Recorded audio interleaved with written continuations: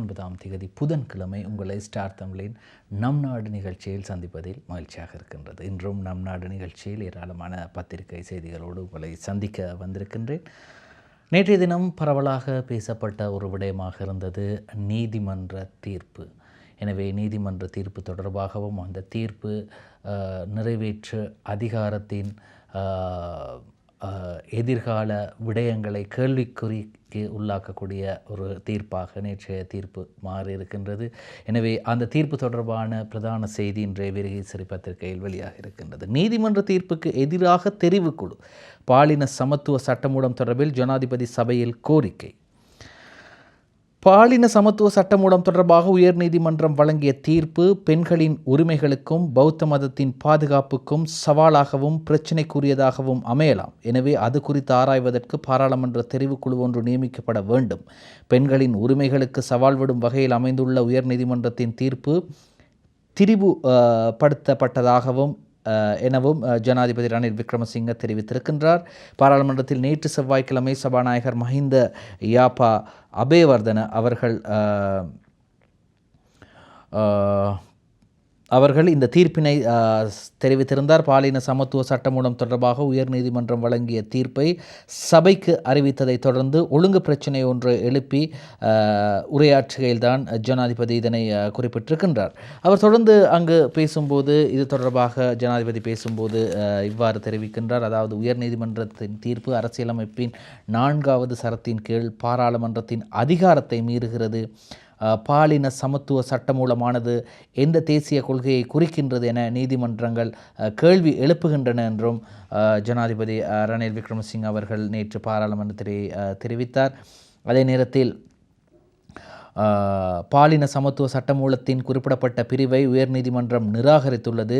அதாவது 10 நீதிபதிகள் கொண்டு வழங்கிய தீர்ப்பு உட்பட சில தீர்ப்புகளை அது புறக்கணித்துள்ளது. குற்றவியல் சட்டத்தில் சட்டமா அதிபர் செய்த திருத்தத்தையும் நீதிமன்றம் புறக்கணித்துள்ளது. இந்த தீர்ப்பு வழங்கப்பட முன்னர் கடந்த காலங்களில் வழங்கப்பட்ட தீர்ப்புகள் தொடர்பிலும் கவனம் செலுத்தப்படவில்லை. இந்த சட்டமூலத்தின் பாலின சமத்துவம் பற்றி குறிப்பிடும் போது 2011ஆம் ஆண்டு முதல் பெண்களை பலப்படுத்தும் சட்டம் நடைமுறையில் உள்ளது.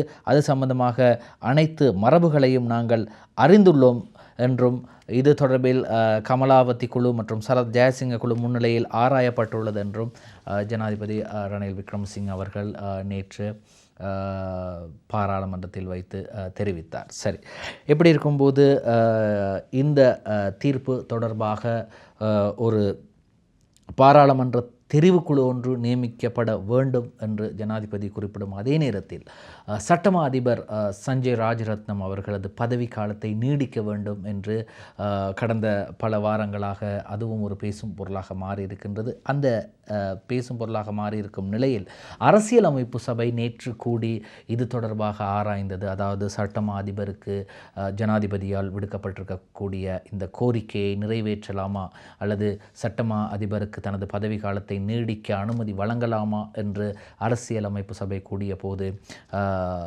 வாக்கெடுப்புக்கு செல்லப்பட்டது. அந்த வாக்கெடுப்பில் அந்த கோரிக்கை நிராகரிக்கப்பட்டது. சட்டமா அதிபரின் பதவிக்காலத்தை நீடிக்கும் ஜனாதிபதியின் பரிந்துரை அரசியலமைப்பு பேரவையில் இணக்கப்பாட்டுடன் நிராகரிப்பு. MRM வசீம் மற்றும் ராஜதுரை அஷான் ஆகியோரின் செய்தியாக வீரகேசரி பத்திரிகையில் இடம் பிடித்திருக்கின்றது. சட்டமா அதிபர் சஞ்சய் ராஜரத்னத்தின் பதவிக்காலத்தை மேலும் 6 மாதங்களுக்கு நீடிக்குமாறு ஜனாதிபதி ரணில் விக்ரமசிங்க முன்வைத்த பரிந்துரையை அரசியலமைப்பு பேரவை நேற்று நிராகரித்துள்ளது. சட்டமா அதிபரின் பதவிக்காலம் எதிர்வரும் 26ஆம் தேதியுடன் நிறைவு பெற உள்ள நிலையில் அவரது பதவிக்காலத்தை எதிர்வரும் டிசம்பர் மாதம் 31ஆம் தேதி வரை நீடிக்குமாறு ஜனாதிபதி அரசியலமைப்பு பேரவையிடம் பரிந்துரை ஒன்றை முன்வைத்திருந்தார். ஜனாதிபதியின் பரிந்துரையை ஆராய்வதற்கு அரசியலமைப்பு பேரவை 2 முறை கூடியது. இறுதி தீர்மானம் எடுப்பதற்காக பேரவை நேற்று செவ்வாய்க்கிழமை அதன் தலைவர் சபாநாயகர் மஹிந்த யாப்பா அபேவர்தன தலைமையில் பாராளுமன்றத்தில் கூடியது. அரசியலமைப்பின் 41வது உறுப்புரையின் பிரகாரம் உயர் பதவி நியமனங்களுக்காக முன்வைக்கப்படும் பரிந்துரைகளை அனுமதித்தல் அல்லது மீளாய்வு செய்தல் அரசியலமைப்பு பேரவையின் பொறுப்பாகும். இதன்போது பதவிக்காலத்தை நீடிப்பதை அனுமதிப்பதும் அல்லது ஆராய்வதும் பேரவையின் பொறுப்பு அல்ல என்று விடயம் ஆராயப்பட்டுள்ளது. இதன் பிரகாரம் அரசியலமைப்பு பேரவையின் ஒருமித்த தீர்மானத்திற்கமைய இணக்கப்பாட்டுடன் ஜனாதிபதியின் பரிந்துரை நிராகரிக்கப்பட்டுள்ளது. ஜனாதிபதி முன்வைத்த பரிந்துரை குறித்து பேராசிரியர் ஜிஎல் பிரிஸ் கடும் எதிர்ப்பை வெளிப்படுத்தி சபையில் நேற்று முன்தினம் விசேட கூற்றொன்றையும் முன்வைத்திருந்தார். எனவே இங்கே பாலின சமத்துவ சட்டமூலம் நீதிமன்ற தீர்ப்பு, அதற்கெதிராக ஒரு தெரிவுக்குழுவை அமைக்கப் போவதாக ஜனாதிபதி தெரிவிக்கிறார். மறுபக்கத்தில் ஜனாதிபதி அரசியலமைப்பு சபைக்கு பரிந்துரை செய்த சட்டமா அதிபரின் பதவிக்காலத்தை நீடிக்க வேண்டும் என்ற பரிந்துரையும் அங்கே சட்டமா அதிபரின் பதவிக்காலத்தை நீடிக்க அரசியலமைப்பு சபை அனுமதியை மறுக்கிறது. எனவே இப்படி பிரச்சனைகள் தொடரும்போது விமல் வீரவன்ச இப்படி ஒரு விடயத்தை சொல்கின்றார். உயர்நீதிமன்றத்தின் தீர்ப்பினை சவாலுக்குட்படுத்தும் ஜனாதிபதி என்று தெரிவிக்கின்றார். விமல் வீரவன்ச சபையில் குற்றச்சாட்டு. உயர்நீதிமன்றத்தின் தீர்ப்புக்கு ஜனாதிபதி சவால் விடுக்கிறார். இவ்வாறான நிலைமை காணப்படுமாக இருந்தால் உயர்நீதிமன்றம் இருப்பதில் பயனில்லை, அதனை மூடிவிடுங்கள். ஜனாதிபதியின் கருத்துக்கள் பாரதூரமானவையாகும் என பாராளுமன்ற உறுப்பினர் விமல் வீரவன்ச தெரிவித்தார். பாராளுமன்றத்தில் நேற்று ஜனாதிபதியின் உரையை மேற்கோள் காட்டி உரையாற்றுகையில்தான் விமல் வீரவன்ச இதனை தெரிவிக்கிறார். அவர் மேலும் உரையாற்றுகையில் ஜனாதிபதி மிகவும் சூட்சுமமான முறையில் பந்து வீசுகிறார். இதில் முதலாவது பந்து வீச்சாக பெண்களை வலுப்படுத்தும் சட்டமூலம் தொடர்பில் உயர்நீதிமன்றத்தினால் வழங்கப்பட்டுள்ள தீர்மானத்தை சவாலுக்குட்படுத்தும் வகையில் ஜனாதிபதியின் கருத்து உள்ளது. சூட்சும ஞானம் இருப்பதால் இதனை தந்திர குணம் என்றும் குறிப்பிடலாம். அடுத்ததாக கோவிட் காலத்தில் முஸ்லிம் மக்களின் இருந்த உடலை புதைப்பது தொடர்பான சர்ச்சை விடயத்தை இரண்டாவது பந்தாக வீசினார். வாடகை வீடுகள் வரி தொடர்பான விடயத்தை மூன்றாவது பந்தாக வீசினார். இதில் முதலாவது பந்தான நீதிமன்றத்திற்கு சவால் விடுவது உள்ளது. தந்திரமாகவே மற்றைய பந்துகளை வீசியுள்ளார் என்று விமல் வீரவன்ச நேற்று சபையிலே குறிப்பிட்டார். சிங்களத்தில் சொல்வார்கள் கப்பட்டிகாம என்று, அதாவது தந்திரமான மூளை என்று. அப்படியே ஒரு தந்திரமான மூளையை நீங்கள் பயன்படுத்துகின்றீர்கள் ஜனாதிபதி என்று ஜனாதிபதி ரணில் விக்ரமசிங்க அவர்களுக்கு நேற்றைய தினம் பாராளுமன்றத்திலே வைத்து விமல் வீரவன்ச குறிப்பிட்டார். எனவே அப்படி இருக்கும்போது ஜனாதிபதி அதற்கு பதிலளிக்கவும் இல்லை, அதை பெரிதாக கண்டு கொள்ளவும் இல்லை. ஆனால் சரித்த ஹேரத், அதாவது தேசிய பட்டியல் மூலமாக பாராளுமன்றம் வந்த சரித்த ஏரத் அவர்கள் பேசும்போது ஜனாதிபதிக்கு இந்த பாராளுமன்றத்திலே வாக்களிப்பதற்கான உரிமை இல்லை, அவருக்காக ஒரு ஆசனம் ஒதுக்கப்பட்டிருக்கின்றது. 2019ஆம் ஆண்டு அந்த ஆசனம் ஒதுக்கப்பட்டது. எனவே அப்படிப்பட்ட ஒரு ஆசனத்தில் அவர் அமரலாம், ஆனால் அவருக்கு பாராளுமன்றத்தில் வாக்களிக்கும் அதிகாரம் இல்லை என்றும் சரித்த ஏரத் பாராளுமன்ற உறுப்பினர் நேற்று பாராளுமன்றத்திலே ஜனாதிபதிக்கு நினைவுபடுத்தினார். சரி, அதற்கு ஜனாதிபதி மறுமொழி வழங்கியிருந்தார். சரி, இப்படி இருக்கும்போது இன்றைய தினக்குரல் பத்திரிகையின் பிரதான தலைப்பு செய்தியாக பாலின சமத்துவ சட்டமூலம் தொடர்பாக உயர்நீதிமன்றத்தின் தீர்ப்பை ஏற்க முடியாது ஜனாதிபதி சொல்கிறார். பெண்களின் உரிமைகளுக்கும் பௌத்த மதத்தின் பாதுகாப்பிற்கும் சவாலாகவும் பிரச்சனையாகவும் இருக்கும் என்கிறார் ஜனாதிபதி என்று இன்றைய தினக்குரல் பத்திரிகையிலே வந்திருக்கின்றது. அடுத்தது விமல் வீரவன்ச நேற்று பேசும்போது ஒரு விடயத்தை சொல்கின்றார். அதாவது முன்னாள் ஜனாதிபதி ஜெயவர்தன் அவர்கள் நிறைவேற்று அதிகாரத்தை முறையை அமுல்படுத்தும் போது அவர் குறிப்பிட்டிருந்தார், ஆணை பெண்ணாகவும் பெண்ணை ஆணாகவும் மட்டுமே மாற்ற முடியாது, அனைத்து நீதிகளையும் சட்டங்களையும் இந்த நிறைவேற்று அதிகாரத்தால் உருவாக்க முடியும் என்று. ஆனால் மருமகன் அதையும் தாண்டி மற்றுமொரு மூன்றாம் பாலினத்தையும் இதிலே உள்ளடக்க முயற்சிக்கின்றார் என்றும் சுட்டி காட்டியிருந்தார். சரி, இப்படி இருக்கும்போது மற்றும் ஒரு செய்தி இன்றைய வீரகேசரி பத்திரிகையில் வெளியாகின்றது. பெரும்பாலான ஏற்பாடுகள் அரசியல் அமைப்புக்கு முரண், உயர்நீதிமன்றம் பாராளுமன்றத்திற்கு அறிவிப்பு. பாலின சமத்துவம் சட்டமூலத்தின் பெரும்பாலான ஏற்பாடுகள் அரசியலமைப்புக்கு முரணாக உள்ளன. சட்டமூலம் குறித்து உயர்நீதிமன்றம் முன்வைத்துள்ள திருத்தங்களை முறையாக செயற்படுத்தாமல் சட்டமூலத்தை நிறைவேற்ற முடியாது. ஒரு சில உறுப்புரைகளை நிறைவேற்றுவதாயின் அதற்கு 3/2 பெரும்பான்மை ஆதரவுடன் மக்கள் வாக்கெடுப்புக்கும் செல்ல வேண்டும் என உயர் நீதிமன்றம் தெரிவித்திருக்கிறது. எனவே இப்படி இருக்கும்போது இது தொடர்பாக மஹிந்தயாப்பா அபேவர்தன நேற்று பாராளுமன்றத்தில் தெரிவித்தார். இந்த பாலின சமத்துவ சட்டமூலத்தின் பெரும்பாலான ஏற்பாடுகள் அரசியலமைப்புக்கு முரணாக உள்ளதால் தான் அது தொடர்பிலான நீதிமன்ற தீர்ப்பு அவ்வாறு அமைந்திருக்கின்றது என்றும், அரசியலமைப்பின் 83வது மற்றும் பிரிவு 84 குறிப்பிடப்பட்டுள்ள நடைமுறைகள் மற்றும் அரசியலமைப்பின் 80வது பிரிவின் ஏற்பாடுகளுக்கு அமைய இந்த சட்டமூலத்தை முழுமையாக ஒட்டுமொத்தமாக சட்டமாக்க முடியாது என்று உயர்நீதிமன்றம் குறிப்பிட்டுள்ளது. எனவே இப்படியான உயர்நீதிமன்ற தீர்ப்புக்கு தான் ஜனாதிபதி ரணில் விக்ரமசிங்க அவர்கள் கூறியிருக்கின்றார், ஒரு பாராளுமன்ற தெரிவுக்குழு அமைக்கப்பட வேண்டும், அதில் நாங்கள் ஆராய்வோம், இது தொடர்பாகவும் ஆராய வேண்டும் என்று. ஆனால் எம்ஏ சுமந்திரன், ஜனாதிபதி சட்டத்தரணி எம்ஏ சுமந்திரன் அவர் ஒரு சட்டத்தரணி என்பதால் இது தொடர்பாக அவரும் பாராளுமன்றத்தில் நேற்று பேசினார். அவர் குறிப்பிட்டார், நீங்கள் சவாலுக்குட்படுத்துவது பிரச்சனை அல்ல, ஆனால் நீங்கள் தெரிவுக்குழுவிலே நீதிமன்றம் கேட்கக்கூடிய அல்லது நீதிமன்றம் பரிந்துரைத்துள்ள திருத்தங்களை திருத்தி மீண்டும் சமர்ப்பிக்கலாம் என்ற ஒரு விடயத்தை அவர் நேற்று பாராளுமன்றத்திலே தெரிவித்தார். உங்களுக்கு தெரியும், கோவிட் காலகட்டத்தில் மிக மோசமான விதத்திலே அல்லது மிக பாரதூரமான விதத்திலே அல்லது ஒரு தரப்பினருக்கு அசாதாரணம் ஏற்படும் அல்லது அநீதி ஏற்படும் விடயத்திலே கோவிடினால் பாதிக்கப்பட்டு உயிரிழந்தவர்களின் உடல்கள் தகனம் செய்யப்பட்டது, இஸ்லாமியர்களின் உடல்கள். எனவே இது தொடர்பாக நேற்றைய தினம் பாராளுமன்றத்திலே பகிரங்க மன்னிப்பு கேட்டிருந்தார் ஜனாதிபதி. அதாவது அவரது ஆட்சியில் அல்ல, இது கோட்டாபய ராஜபக்ச அவர்கள் ஜனாதிபதியாக இருக்கும்போது அந்த ஆட்சியில் தான். இருப்பினும் கூட அந்த காலகட்டத்தில் இருந்த அரசை இன்னும் இருக்கின்றது, ஆகவே நான் அதற்கு பகிரங்க மன்னிப்பு கேட்கின்றேன் என்று கூறிய போது பல பாராளுமன்ற உறுப்பினர்களும் அமைச்சர்களும் இது தொடர்பாக பேசியிருந்தார்கள். அலி ஷப்ரி அவர்கள், வெளிநாட்டு அலுவல்கள் அமைச்சர், சொல்கிறார், நடந்தது எப்படி நடந்து விட்டது என்று சொல்கின்றார். நடந்து விட்டது. உடல்களை எரித்த விவகாரம் தொடர்பில் அமைச்சர் அலி ஷப்ரி, கோவிட் தாக்கத்தினால் உயிரிழந்தவர்களின் உடலை அடக்கம் செய்தால் அந்த உடல்களில் உள்ள வைரஸ் நிலத்தடி நீருக்குள் உட்புகும் என கலாநிதி மெத்தியாக வித்தானகே குறிப்பிட்ட விடயம் அறிவியல் ரீதியில் பொய்யாக்கப்பட்டுள்ளது. நடந்து விட்டது. இனிவரும் காலங்களில் இவ்வாறான தவறுகள் இடம்பெறாமல் இருப்பதற்கு உரிய சட்டங்கள் இயற்றப்படும் என வெளிவிவகாரத்துறை அமைச்சர் அலி ஷப்ரி தெரிவித்தார். கோவிட் பெருந்தொற்று தாக்கத்தால் உயிரிழந்தவர்களின் உடல்களை தகனம் செய்யப்பட்டமை குறித்து சபையில் பேசப்பட்டது. முன்னாள் ஜனாதிபதி கோட்டாபய ராஜபக்சவின் தலைமையிலான அமைச்சரவை பொறுப்பு கூற வேண்டும் என்று குறிப்பிடப்பட்டது. 2020 ஆண்டு மார்ச் மாதம் அளவில் கோவிட் பெருந்தொற்றால் உயிரிழப்பவர்களின் உடல்கள் தகனம் செய்யப்பட வேண்டும் என்று தீர்மானிக்கப்பட்டது. 2020 மார்ச் மாத இறுதி பகுதியில் கோவிட் பெருந்தொற்றால் உயிரிழப்பவர்களின் உடல் தகனம் செய்யப்படலாம் அல்லது அடக்கம் செய்யப்படலாம் என்ற தீர்மானம் எடுக்கப்பட்டது. ஆனால் இந்த தீர்மானம் ஓரிரவில் மாற்றி அமைக்கப்பட்டது. இவ்விடயம் தொடர்பில் அப்போதைய சுகாதார சேவைகள் பணிப்பாளர் நாயகம் அனில் ஜாசிங்கவிடம் வினவிய போது குழுவின் தீர்மானத்திற்கு அமைய இந்த தீர்மானம் எடுக்கப்பட்டதாக குறிப்பிட்டார் என்றும் வெளியுறவுத்துறை அமைச்சர் அலி ஷப்ரி நேற்று பாராளுமன்றத்திலே தெரிவித்தார். இப்படி இருக்கும்போது உடனடியாக சஜித் பிரேமதாஸ் அவர்கள் எழுந்து பேசுவதற்கு முதல் ஜனாதிபதி அவரிடம் ஒரு விடயத்தை சொன்னார். எதிர்க்கட்சி தலைவர் அவர்களுக்கு இன்று ஒரு மகிழ்ச்சியான நாள்.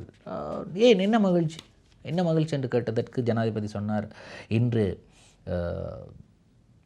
தேசிய மக்கள் சக்தி அல்லது ஜேவிபியின் தலைவர் அனுரகுமார் திசாநாயக்க இன்று பாராளுமன்றம் வரவில்லை, ஆகவே உங்களுக்கு இன்று சந்தோஷமான நாள், அதிர்ஷ்டமான நாள் என்று சொன்னார். அதற்கு பதிலளித்த சஜித் பிரேமதாச குறிப்பிட்டார், ஜனாதிபதி அவர்களே, யார் இங்கு வந்தாலும் வராவிட்டாலும், யார் பாராளுமன்றத்திற்கு சமூகம் அளித்தாலும் அளிக்காவிட்டாலும் எனக்கு பிரச்சனை இல்லை, நான் என்னுடைய வேலைகளை செய்து கொண்டிருப்பேன் என்று ஜனாதிபதியை பார்த்து நேற்று சஜித் பிரேமதாச குறிப்பிட்டார். முஸ்லிம்களை இலக்கு வைத்து எடுக்கப்பட்ட இனவாத முடிவு சபையில் சஜித் தெரிவிப்பு. கோவிட்டில் மரணித்தவர்களை எரித்தமை குறித்த எதிர்க்கட்சித் தலைவர் சஜித் சபையில் தெரிவிப்பு. கோவிட் தொற்றினால் மரணித்தவர்களை நல்லடக்கம் செய்ய முடியும் என உலக சுகாதார ஸ்தாபனம் தெரிவித்திருந்த நிலையில் அப்போதிருந்த அரசாங்கம் முஸ்லிம் மக்களை இலக்காக கொண்டு இனவாத அடிப்படையில் செயற்பட்டு சடலங்களை எரிப்பதற்கு தீர்மானித்திருந்தது என எதிர்க்கட்சித் தலைவர் சஜித் பிரேமதாஸ் தெரிவித்தார். பாராளுமன்றத்தில் நேற்று செவ்வாய்க்கிழமை ஜனாதிபதி ஆற்றிய விசேட உரையில் கோவிட் தொற்றில் மரணித்தவர்களின் சடலங்களை எரிப்பதற்கு எடுத்த தீர்மானம் போன்று எதிர்காலத்தில் அவ்வாறான பிழையான தீர்மானங்களை தவிர்க்கும் வகையில் புதிய சட்டம் கொண்டுவர நடவடிக்கை எடுப்பதாக தெரிவித்து கருத்து தொடர்பில்தான் சஜித் பிரேமதாஸ் அவர்கள் இவ்வாறு தெரிவிக்கின்றார். கோவிட் தொற்றில் மரணித்தவர்களை அடக்கம் செய்ய முடியும் என உலக சுகாதார அமைப்பு தெரிவித்திருந்த நிலையில் அரசாங்கம் எரிப்பதற்கு எடுத்த தீர்மானம் மிகவும் கீழ்த்தரமான செயல் என்றும் ஜனாதிபதி ரணில் விக்ரமசிங்கவின் அந்த உரையை தொடர்ந்து பேசிய சஜித் பிரேமதாச குறிப்பிட்டார். இப்படி இருக்கும்போது உடனடியாக முஜிபுர் ரஹ்மான், கொழும்பு மாவட்ட பாராளுமன்ற உறுப்பினர் முஜிபுர் ரஹ்மானுக்கு வாய்ப்பு வழங்கப்பட்டது. உடனே முஜிபுர் ரஹ்மான் எழுந்து சொன்னார், கோட்டாவின் பாவத்தை தூய்மைப்படுத்துகின்றீர்களா ஜனாதிபதி அவர்களே என்று கேட்டார். அதற்கு ஜனாதிபதி ஒரு விடயத்தை குறிப்பிட்டார். இந்த செய்திக்கு பிறகு நான் குறிப்பிடுகிறேன்.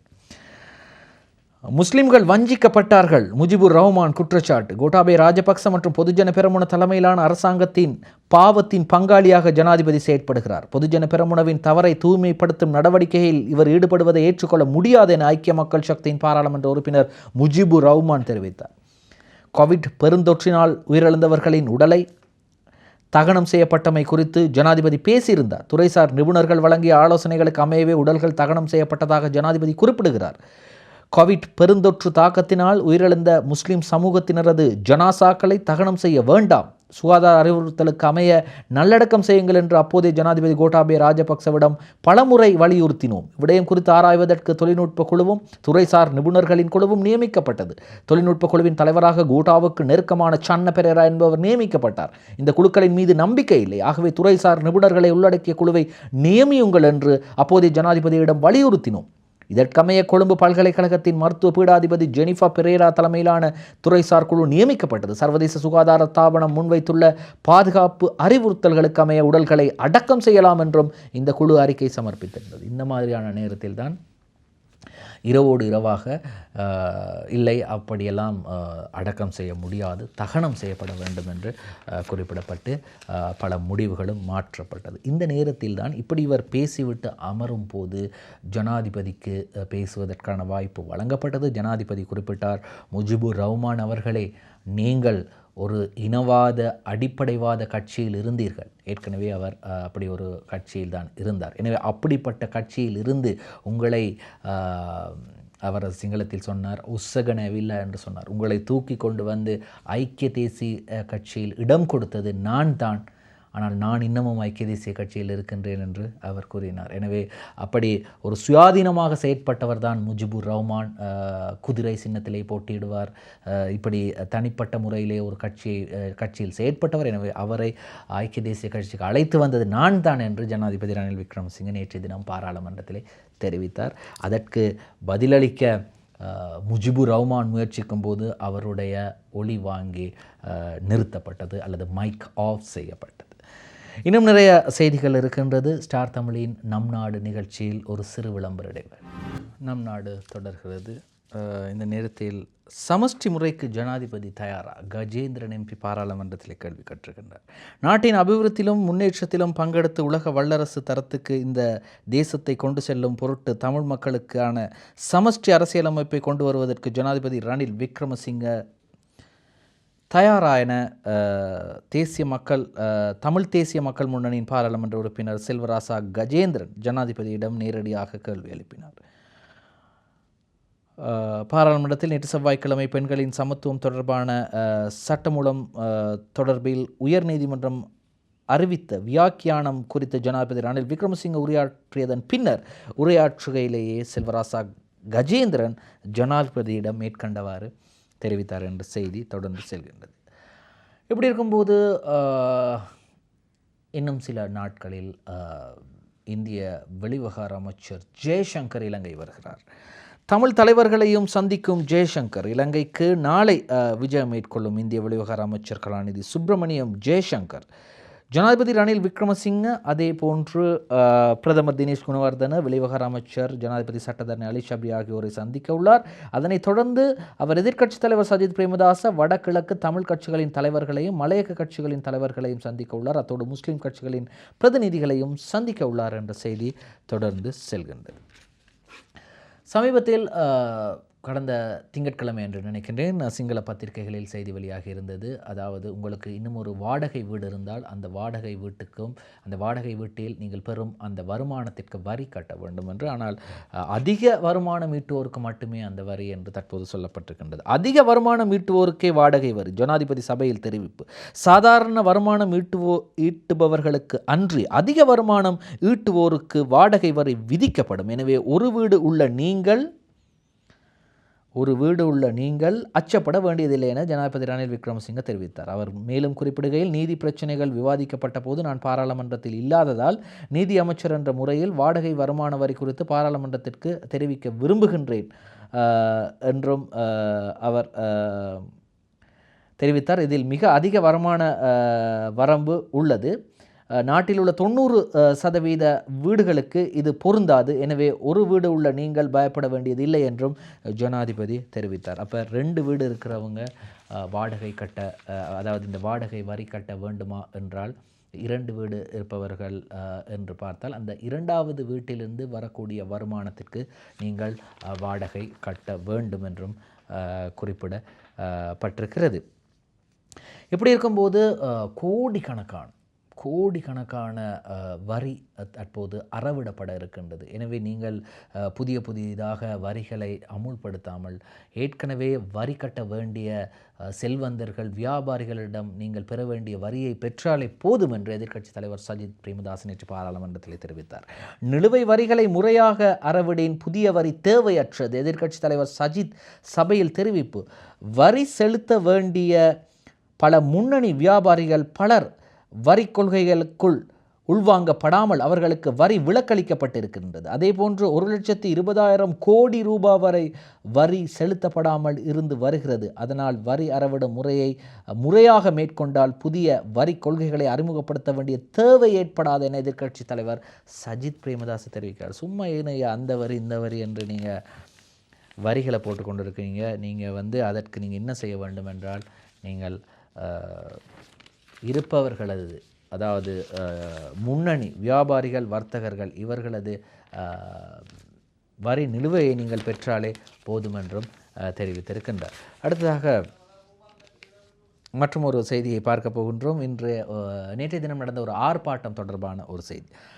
வேலையில்லா பட்டதாரிகள் சங்கத்தினர் பத்திரமுள்ள பொல்து சந்தியில் நேற்று செவ்வாய்க்கிழமை மேற்கொண்ட ஆர்ப்பாட்டத்தை கலைப்பதற்கு போலீசார் நீர்த்தாரை பிரயோகம் செய்தபோது எடுக்கப்பட்ட படம்தான் இன்றைய வீரகேசரி பத்திரிகையிலே முன்பக்கத்திலே வெளியாகி இருக்கின்றது. அதே போன்று வீரகேசரி பத்திரிகையின் 2ஆம் பக்கத்துக்கு சென்றால் சம்பள பிரச்சினைக்கு உரிய தீர்வுகளை வழங்க அதிகாரிகள் நடவடிக்கை எடுக்காத காரணத்தினால் நேற்று 45வது நாளாக பணி பகிஷ்கரிப்பில் ஈடுபட்டு வரும் பல்கலைக்கழக கல்விசாரா ஊழியர்கள் கொழும்பு லோட்டஸ் வீதியில் தமது போராட்டத்தை முன்னெடுத்த போது எடுத்த படம் சுஜீவகுமாரின் படமும் இன்றைய வீரகேசரி பத்திரிகையிலே இடம் பிடித்திருக்கின்றது. அதே போன்று மற்றொரு ஆர்ப்பாட்டத்திற்கு செல்கின்றோம். இது நடைபெற்றிருக்கின்றது இந்திய உதவி உயர்ஸ்தானிகரகம் முன்பாக மீனவர்கள் கவனஈர்ப்பு ஆர்ப்பாட்டத்தை நேற்றைய தினம் நடத்தியிருந்தார்கள். இந்திய மீனவர்களின் அத்துமீறல்களை கட்டுப்படுத்துமாறு கோரி யாழ் மாவட்ட கடற்றொழிலாளர்கள் மருதடி வீதியில் உள்ள இந்திய உதவி உயர்ஸ்தானிகரகம் முன்பாக நேற்று செவ்வாய்க்கிழமை காலை கவனஈர்ப்பு போராட்டம் ஒன்றை முன்னெடுத்தனர்.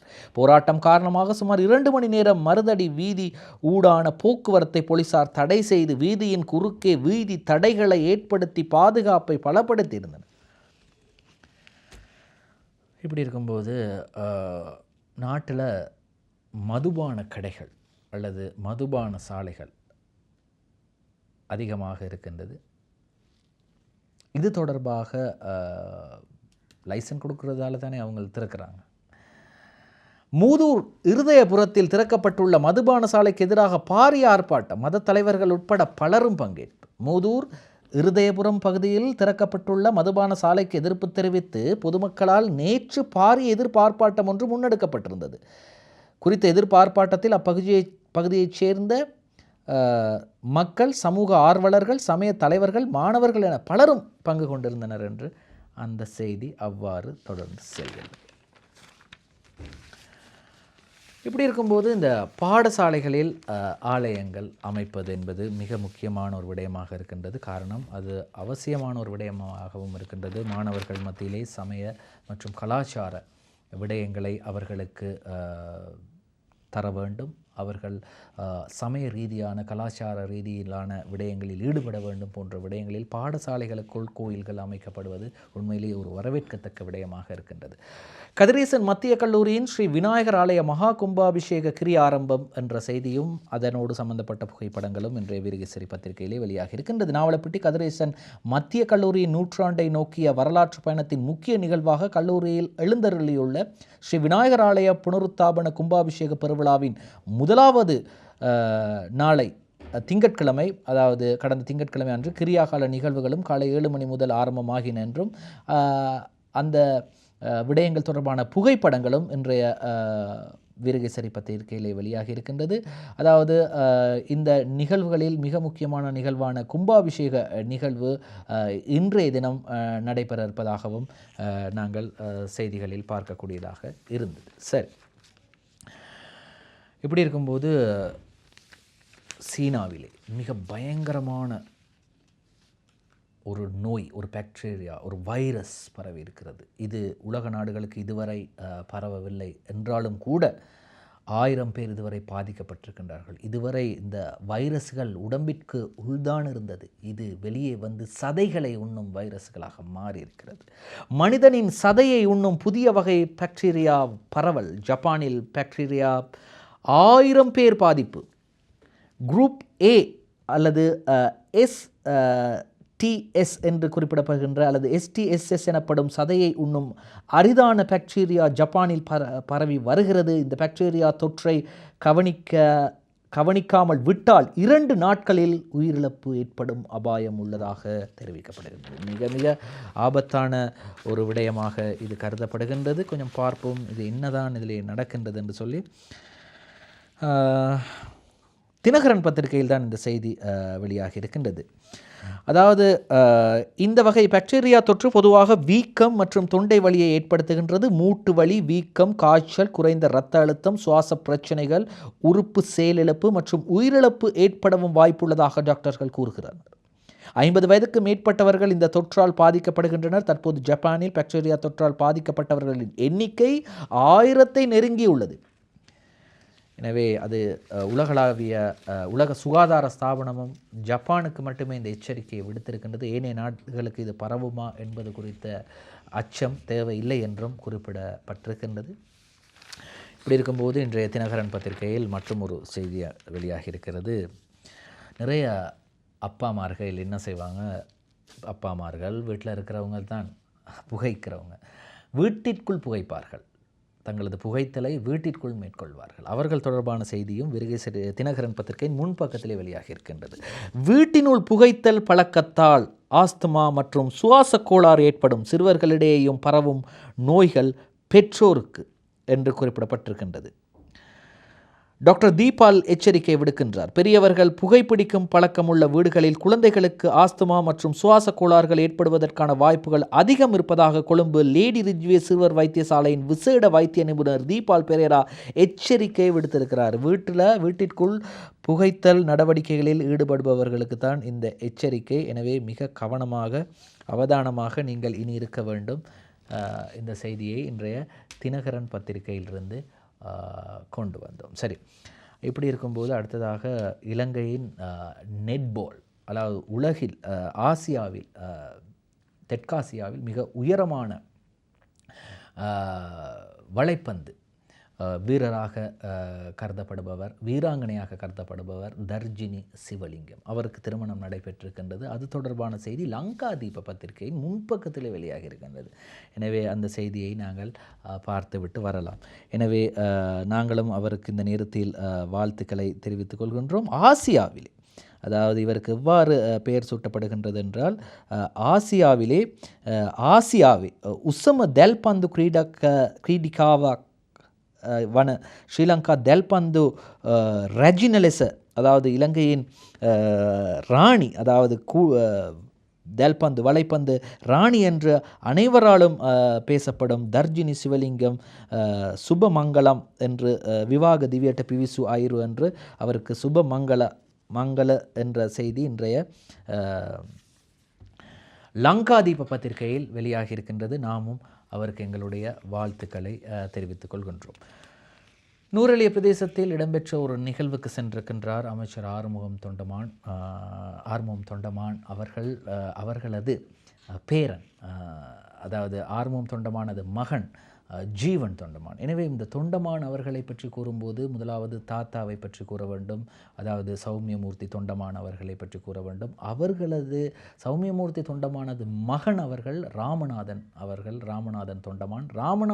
தொண்டமானின் மகன்தான் ஆறுமுகன் தொண்டமான். எனவே ஆறுமுகன் தொண்டமானின் மகன்தான் ஜீவன் தொண்டமான். எனவே ஜீவன் தொண்டமான் அவர்கள் ஒரு இளைஞர் சேவைகள் மன்றத்திற்கு சொந்தமான நிலத்தில் வீடுகளை கட்டிக்கொள்ளுங்கள், நான் பார்த்து கொள்கின்றேன் என்று குறிப்பிட்டது இன்றைய மௌபிம பத்திரிகையிலே முன்பக்கத்திலே வந்திருக்கின்றது. அந்த செய்தியையும் நீங்கள் பார்த்துவிட்டு வரலாம்.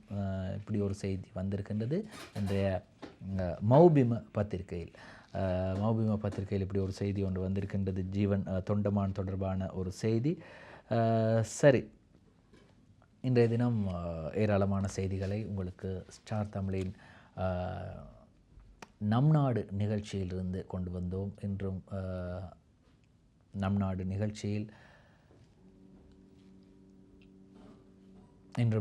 நிகழ்ச்சியில் தயாரிப்பில் பிரசன்னா உதவி இருந்தார். மற்றும் ஒரு ஸ்டார் தமிழின் நம் நாடு நிகழ்ச்சியில் உங்களை சந்திக்கும் வரை விடைபெறுகின்றேன். நன்றி, வணக்கம்.